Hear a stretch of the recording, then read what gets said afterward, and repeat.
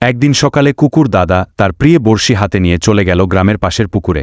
নরম হাওয়া বইছে, পাখিরা ডাকে, আর কুকুর দাদা শান্ত মনে বড়শি ছুড়ে দিল পানিতে। কিছুক্ষণ অপেক্ষার পর তার বড়শির টোপে একে একে ধরা পড়ল 3টে বড়ষ্ট মাছ। খুশিতে লাফিয়ে উঠল কুকুর দাদা। ভাবল, আজ তো একটা দারুণ রান্না হবে। মাছ নিয়ে কুকুর দাদা গেল বাজারে। বাজারে গিয়ে কিনল টাটকা লাল টমেটো, গাজর, বরবটি, কাঁচামরিচ আর কুচি কুচি ধনেপাতা। তারপরে গেল মাংসের দোকানে, সেখান থেকে কিনল 1 কেজি নরম টাটকা মাংস।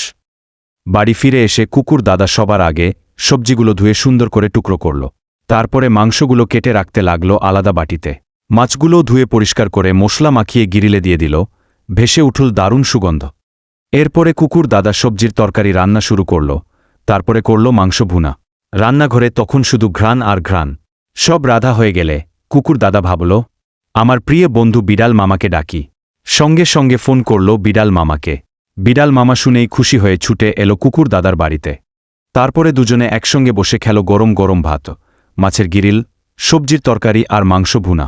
এক কামড়ে বিড়াল বলল, দাদা, তুমি তো একদম মাস্টার শেফ। কুকুর দাদা হেসে বলল, আর তুমি আমার সবচেয়ে ভালো খাওয়া সাথী। এভাবেই কুকুর দাদা আর বিড়াল মামার এক মজাদার, সুস্বাদু দিনের গল্প। এরকম নতুন নতুন গল্প বা কাহিনী দেখার জন্য আমাদের এই চ্যানেলটির পাশে থাকবেন। ধন্যবাদ।